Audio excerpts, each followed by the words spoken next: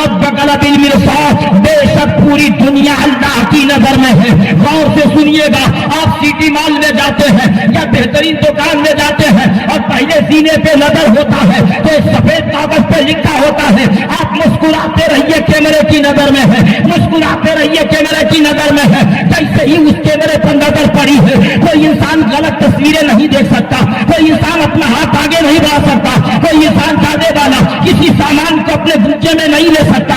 اس لیے کہ فوراً یاد آ گیا کہ مسکراتے رہیے آپ کیمرے کی نظر میں ہے۔ انسان نے دنیا کے انسان کے بنائے ہوئے حالات کو دیکھ کر اپنے اندر اتنا خوف پیدا کیا ہے کہ میں اگر کروں گا غلط کا تو کیمرے میں قید ہو جاؤں گا، اس لیے میری تصویریں کیمرے میں آ جائے گی، مجھے دکھایا جائے گا۔ مگر وہ مسلمان کبھی تو نے سوچا اللہ کہہ رہا ہے ان ربک لبالمرصاد، بے شک پوری کائنات اللہ کی نظر میں ہے۔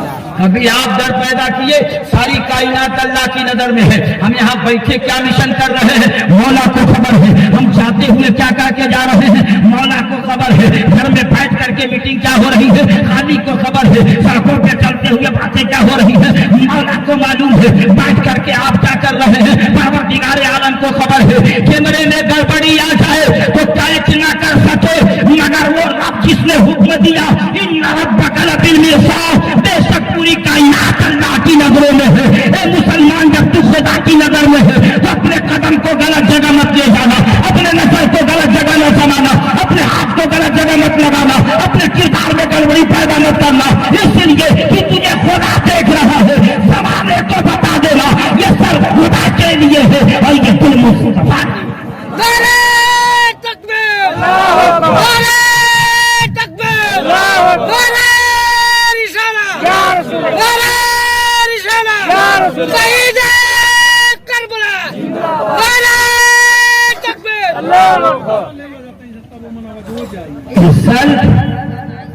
خدا کے لیے اور یہ دل مصطفیٰ کے لیے۔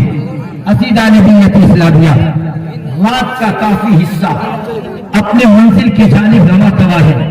جو تقریریں ہونی تھی وہ ہو گئی، جو آپ کو دل سے سننا تھا وہ آپ نے سن لیا، جو کرنا تھا آپ نے کر دیا، جو دیکھنا تھا آپ نے دیکھ لیا۔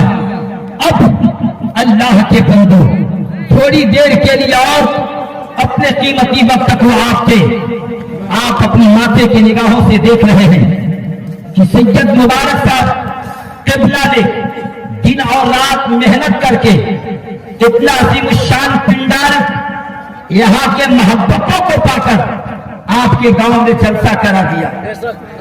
سبحان اللہ، یہ کمال ہے کہ نہیں؟ آپ کو پیسہ ہی دے دیا جائے تو آپ کے اندر اتنا کمال نہیں ہو سکتا جتنا یہ کمال کر دیتے ہیں۔ یقین جانیے سال میں آپ اپنے گاؤں میں کبھی کبھی جلسہ کراتے ہوں گے، مگر یہ سال میں کئی جگہوں پہ جلسہ کرا دیتے ہیں، محنت کر کے جلسہ کراتے ہیں، آپ کے دروازے پہ جا جا کر کے کچھ لے کے جلسہ کراتے ہیں۔ یہ بتائیے کہ اس میں خرچ ہوا ہوگا کہ نہیں؟ جلسہ کرانے میں ڈیکوریشن کرنے میں کچھ بھی قیمت لگا ہوگا کہ نہیں؟ آپ ہی نے دیا ہے مگر لگا ہے۔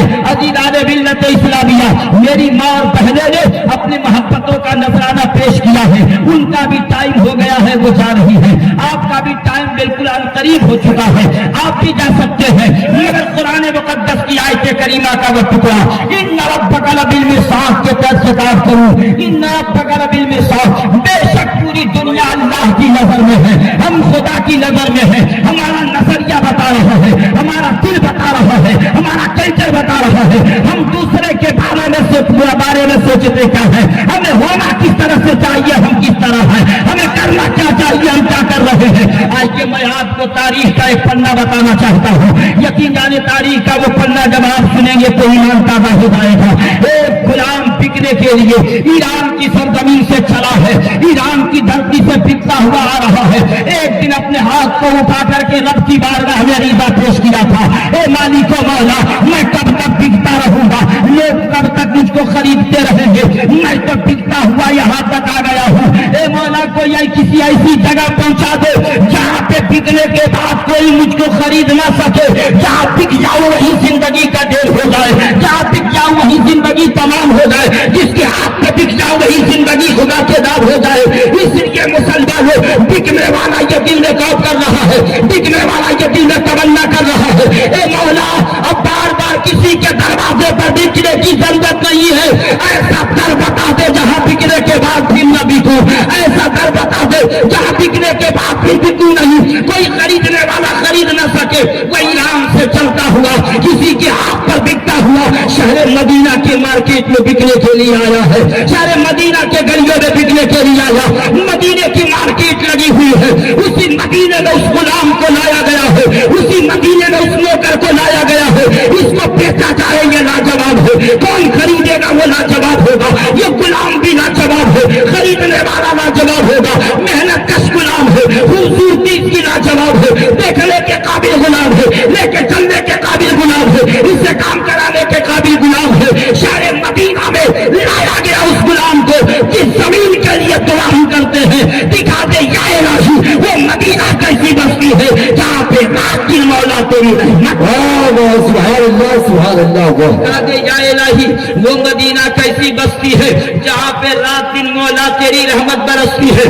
عزیزان ملت اسلامیہ, جس دھرتی پر رحمت خدا بندی کی برسات ہو اسی سرزمین پر غلام بکنے آیا ہے, بکنے آیا ہے. خریداری ہونے کے لیے بڑے بڑے لوگ آئے ہوئے ہیں, خریدنے کے لیے رئیسوں کی جماعت ہے, خریدنے کے لیے امیروں کی جماعت ہے, خریدنے کے لیے بڑے بڑے وکلا کی جماعت ہے, خریدنے کے لیے بڑے بڑے لوگ آئے ہوئے ہیں. غلام بیچا جائے گا, کون خریدے گا؟ میرے نبی کو خبر لگی, میرے مصطفیٰ نے کہا علی تیرے ساتھ چلو, عثمان میرے ساتھ چلو, عمر میرے ساتھ چلو, طلحہ میرے ساتھ چلو. میرے مصطفیٰ جان محمد صلی اللہ علیہ وسلم نے غلام کو خریداری کے لیے قدم آگے بڑھا دیا, اس لیے اس غلام کی دعا رب باری کی بارگاہ میں قبول ہو چکی تھی. اس نے کہا تھا اے مولا ایسی جگہ مجھے پہنچا دے جہاں سے بکنے کے بعد پھر کہیں بکنے کی ضرورت نہ پڑے, اور جو خرید لے اس کو کسی خریدنے کی ہمت.